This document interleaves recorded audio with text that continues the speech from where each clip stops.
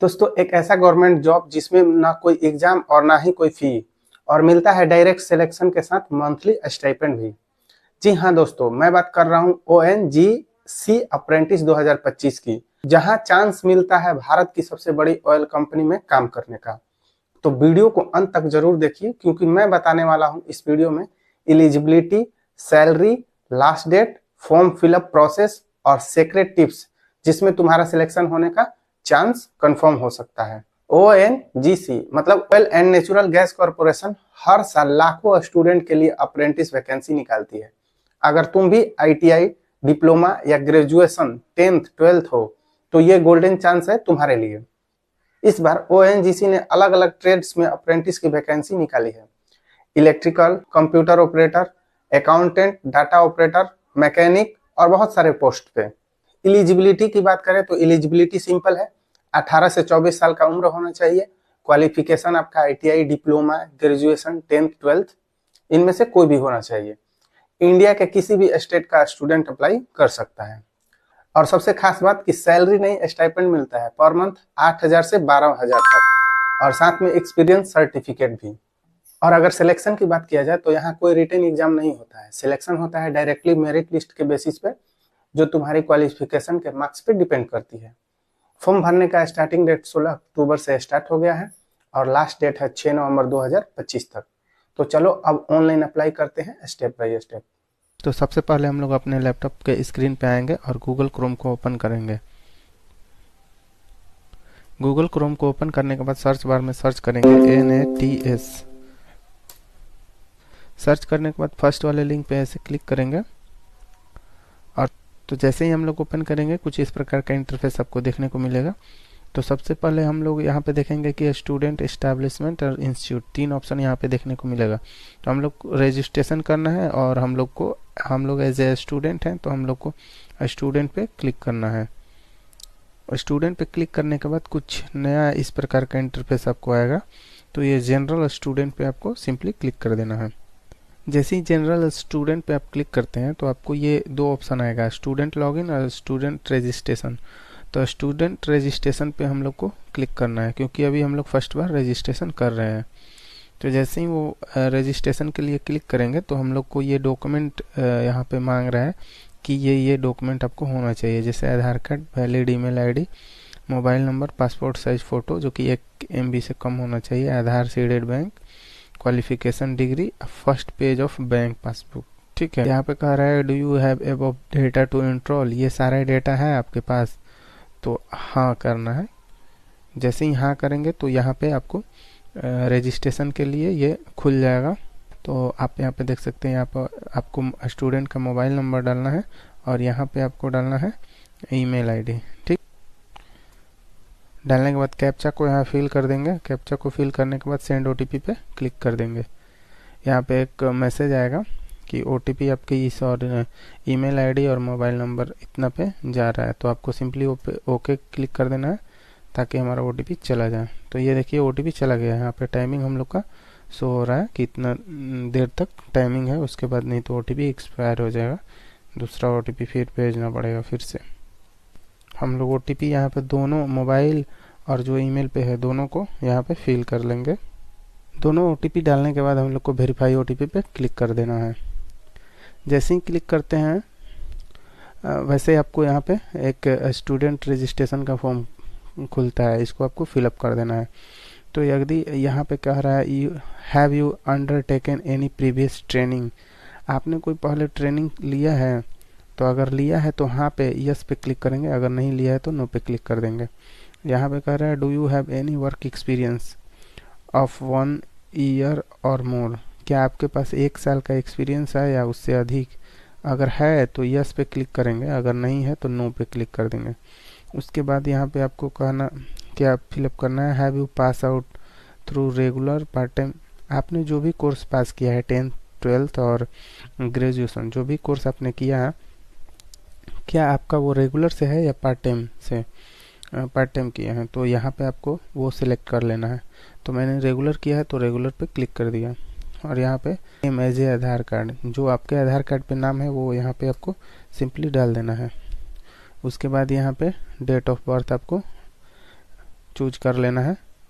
उसके बाद यहाँ पे आपको जेंडर सेलेक्ट करना है। उसके बाद यहाँ पे कैटेगरी, उसके बाद यहाँ पे आधार नंबर डाल देना है। और उसके बाद यहाँ पे जो आधार कार्ड आपने बनाया है 1 MB का स्कैन करके, तो वो यहाँ पे सिंपली आपको अपलोड कर देना है। अब यहाँ पे आपका जो कॉलेज है वो कौन सा राज्य में है, तो यहाँ पे वो स्टेट आपको सिलेक्ट करने लेना है। उसके बाद आपको यहाँ पे डिस्ट्रिक्ट सेलेक्ट करना है कि वो आपका जो कॉलेज है कौन सा डिस्ट्रिक्ट के अंतर्गत आता है। उसके बाद यहाँ पे आप जैसे ही ये सिलेक्ट कर लेते हैं तो आपको यहाँ पे सेलेक्ट इंस्टीट्यूट नेम, मतलब वो आपका कॉलेज का नाम इसमें शो करने लगेगा, तो वो आपको यहाँ पे डाल देना है। उसके बाद यहाँ पे एजुकेशन टाइप पास आउट, क्या आप कौन सा कोर्स पास आउट किए हैं। मैंने ग्रेजुएशन इन इंजीनियरिंग में किया है, तो आप सिंपली ये चूज कर लूँगा। जैसे ही चूज करूँगा तो यहाँ पे एक पॉपअप आएगा, तो इसको सिंपली यस करके आगे बढ़ जाना है। उसके बाद कोर्स नेम, कौन सा कोर्स किया है चूज कर लीजिएगा। स्पेशलाइजेशन, मतलब आपका कोर्स का कौन सा ब्रांच है, वो मतलब स्पेशलाइजेशन किस में है, तो आप चूज कर लीजिएगा। उसके बाद स्टूडेंट नाम आईडी, मतलब यहाँ पे आपको रजिस्ट्रेशन नंबर या रोल नंबर डालना है।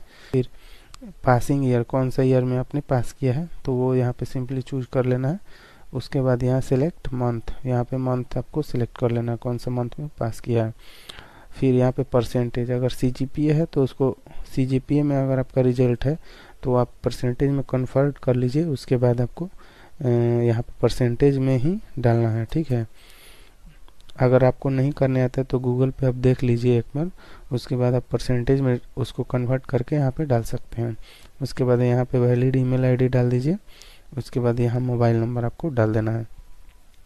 मोबाइल नंबर वही होना चाहिए जिससे कि आपका आधार जुड़ा हुआ हो, ठीक है। एक यहाँ पे पासवर्ड क्रिएट कर लेना है आपको, स्ट्रॉन्ग पासवर्ड। उसके बाद वही सेम पासवर्ड को यहाँ कंफर्म कर लेना है। यहाँ पे कैप्चा फिल करके सबमिट पे क्लिक कर देना है। जैसे ही आप सबमिट पे क्लिक करेंगे आपके मेल पे कंफर्मेशन का मैसेज चला जाएगा कि आपका सक्सेसफुल ये हो गया है, आपका रजिस्ट्रेशन सक्सेसफुल हो गया है। तो अब हम लोग को सिंपली लॉगिन करना है, ठीक है, क्योंकि हम लोग ने रजिस्ट्रेशन कर लिया है।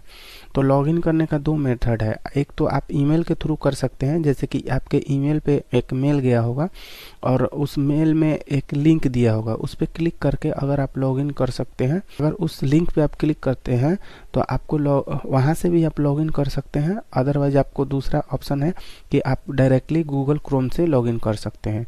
तो चलिए मैं आपको गूगल क्रोम से लॉगिन करके बताता हूँ। तो सिंपली हम लोग अपना गूगल क्रोम को ओपन करेंगे।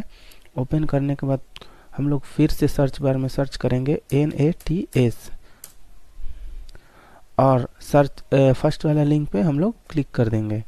जैसे ही लिंक पे क्लिक करेंगे हम लोग को फिर से वही इंटरफेस देखने को मिल जाएगा। तो यहाँ पे स्टूडेंट पे हम लोग क्लिक करेंगे। स्टूडेंट पे क्लिक करने के बाद यहाँ पे फिर जनरल स्टूडेंट पे क्लिक करेंगे। फिर यहाँ पे आपको स्टूडेंट लॉगिन का ऑप्शन आ जाएगा। तो यहाँ पे सिंपली हम लोग लॉगिन वाला पे क्लिक करेंगे। जैसे ही लॉगिन वाला पे क्लिक करेंगे आपको ये देखिए लॉगिन का ऑप्शन आ गया, ईमेल और यहाँ पासवर्ड। ईमेल और पासवर्ड हम लोगों ने डाल दिया और यहाँ पे आप कैप्चा फिलअप करके और लॉगिन वाला ऑप्शन पे क्लिक कर देंगे। जैसे ही क्लिक करेंगे लॉगिन पे, मैं पूरा फॉर्म फिलअप कर दिया हूँ। लॉगिन के बाद वाला जो आपको एजुकेशन डिटेल और उसके बाद बैंक डिटेल जो भी मांगता है, एड्रेस वगैरह, तो वो मैंने पूरा फिलअप करके स्टेप बाय स्टेप वो कर दिया हूँ। उसके बाद लॉगिन करने पे मेरा इस प्रकार का इंटरफेस आया है।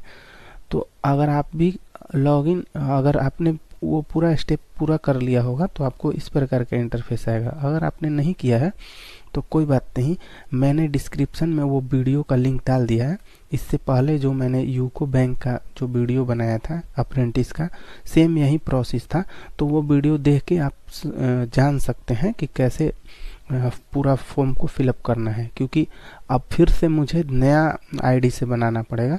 तो मैंने पहले ही बना लिया है, तो इसके लिए आप वो वीडियो देख लीजिए ताकि आप भी इजीली इस पोर्टल पे आ जाएं। तो अब हम लोग सिंपली ONGC पे अप्लाई करना है हम लोग को। तो यहाँ पे देख सकते हैं कि हमारा एक अप्लाइड है यहाँ पे, एक यूको बैंक में मैंने जो पिछला अप्लाई किया था तो यहाँ पे एक शो कर रहा है। अब फिर से हम लोग ONGC में अप्लाई करेंगे तो सिंपली हम लोग को नीचे आ जाना है। ये देखिए यही वो है, यहीं पे हम लोग को शो करेगा इधर ही। तो सिंपली हम लोग ONGC देखेंगे तो नहीं दिख रहा है अभी, तो यहाँ पे हम लोग यहाँ पे सेकेंड वाले ऑप्शन पे क्लिक करेंगे तो देखिए ये दिखने लगा oil and natural gas corporation panel Mumbai. देखिए जहाँ जहाँ वैकेंसी है वो सब शो कर रहा है। यहाँ पे देखिए हम यहाँ पे 74 पोस्ट है, ये पूरा पोस्ट भी दिखा रहा है, डेट कब से कब अप्लाई करना है। तो यहाँ पे हम यहाँ ये oil and natural gas corporation Nazira Sivasagar में यहाँ पे हम अप्लाई कर देंगे। जैसे ही अप्लाई करेंगे देखिए अप्लाइड में 2 आ गया हमारा, यहाँ पे 1 था वो 2 हो गया। ठीक है, तो इस प्रकार का और भी कोई आप वैकेंसी देखना चाहते हैं तो आप यहाँ पे देख के अपने अनुसार जो जो आपको लगेगा कि मैं इसके लिए कंफर्टेबल हूँ और ये मेरे लायक है तो आप उसमें अप्लाई कर सकते हैं। ठीक, तो अब मुझे नहीं करना है तो वो मैं अब लॉग आउट कर देता हूँ।